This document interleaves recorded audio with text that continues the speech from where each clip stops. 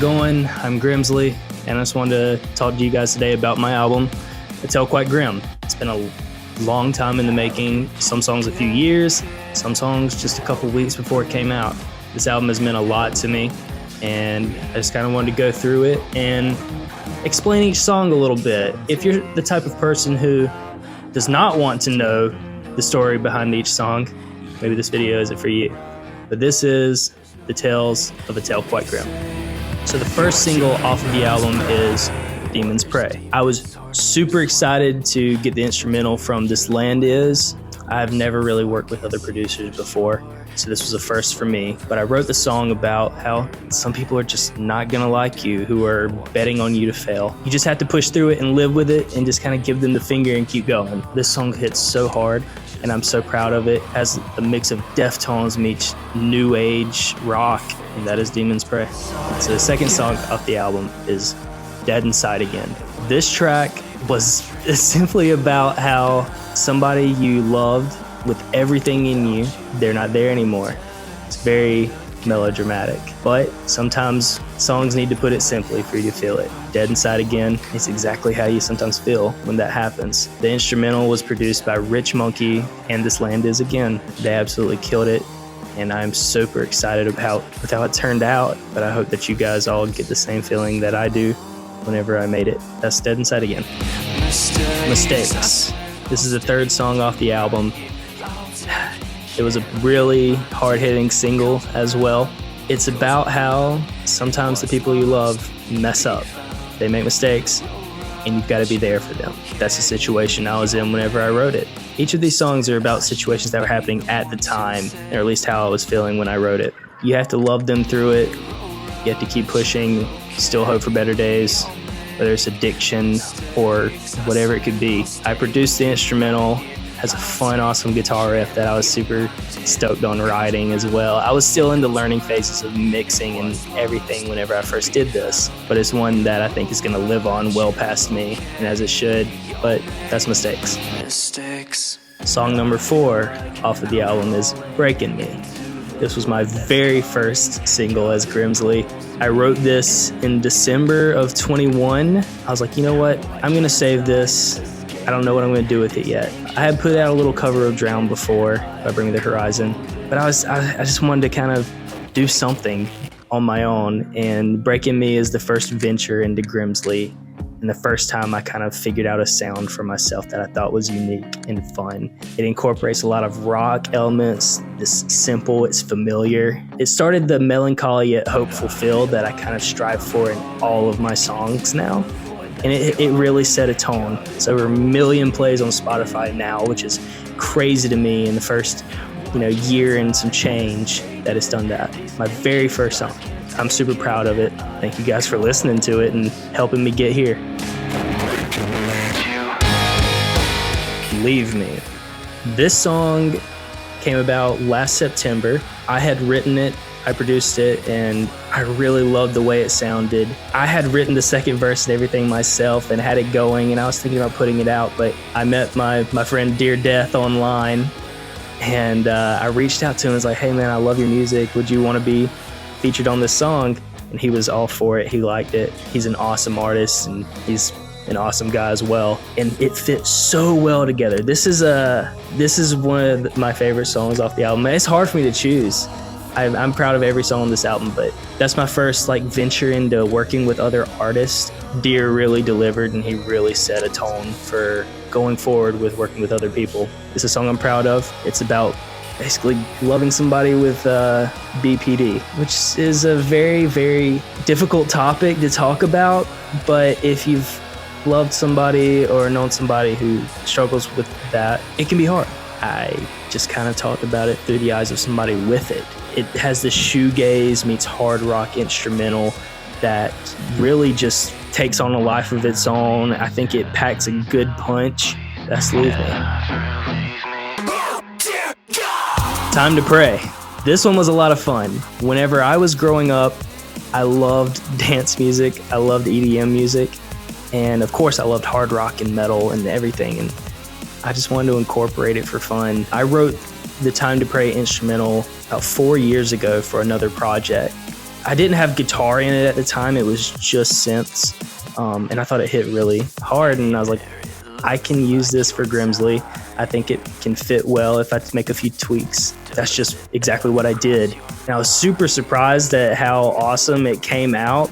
It incorporates my, electronic elements. I love this bit of cyberpunk type feel to my music sometimes. The song itself lyrically is about how you gotta live every moment like it could be your last. Memento mori. You never know whenever your time's coming, and you just got to not waste your moments here on Earth. Don't spend your time on social media. Don't waste it. If you don't feel like you're getting everything out of this life, you gotta reconsider. That's time to pray. Smile. This song was a difficult one to finish. I sat on this one for about a year. I wrote the instrumental for it and I loved it, and I couldn't figure out anything for it vocally. Went through a bit of a rough type of breakup or point. I took a lot from it. The song is about how things ended, but you wish them the best. Regardless of how you feel internally, you just have to kind of push it down, wish them the best, get away from it, move on. That's best for everybody. You just gotta smile through the pain. That's what Smile's about. Scared of Forever. This song is about everybody's fear of death. It's a topic I tend to love, I guess. You're scared of forever, can't keep it together, because baby, the end is haunting me. The end's always there, the Grim Reaper's always around. It's difficult for everybody to process that, At least it is for me. I'm sure all you cool people out there don't deal with that. Maybe I'm wrong. But Scared of Forever, instrumentally, I wanted something a little bit lighter. I tried something different. After Miss Reaper, I wrote this one. There were some people who weren't super stoked on this whenever it came out, but I think it's kind of become a little bit of a cult hit. The instrumental I think is so cool. It has this weird melancholy feel that I believe lends itself well to my sound. It's inspired by so many different things. Scared of Forever is a deep cut that I hope that at least some of you get to enjoy. Love Me to Death. I wrote this song with the amazing artist Uranona. She came in clutch. This was such a good take from her. I was really happy with how the instrumental turned out. Basically what I was writing about is don't leave, you're a loved one. Just like, if I do this, will you stay? I'll love you to death, no matter what. Instrumentally, I was really into Gorillaz at the time, and Melancholy Hill is one of my favorite songs ever. And it was a little bit inspired by that, and I think whenever you go and listen to it, you'll probably hear some familiarity there. That song is a deep cut that I hope does get more attention. Thank you, Euro, for being a part of it.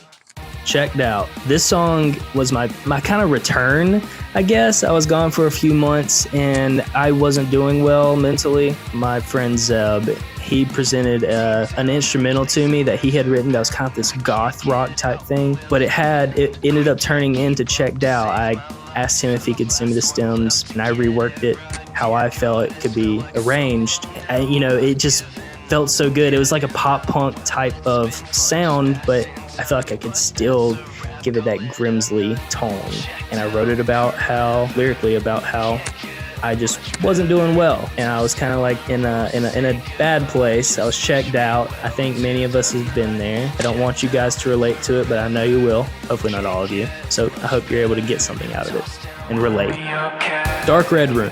This song was written just a month or two before the album came out. It was the last single before the album.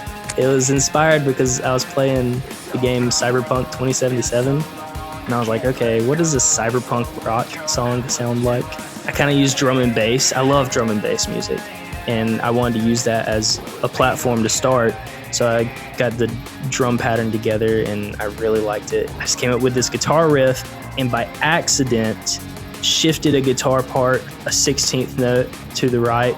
And it just came up with this awesome sounding riff on accident that I just had to roll with. Lyrically, I will say this, apparently some people thought it was about how there's this internet lore called the Red Rooms. It's not about that. I didn't even know about that until after I came out with this song and it was presented to me. It's not about that weird stuff. It's about how, sometimes you wake up and you're alone and you wish that you had somebody there with you. You're dreaming about that person that could have been there, you wish was there, but they're not.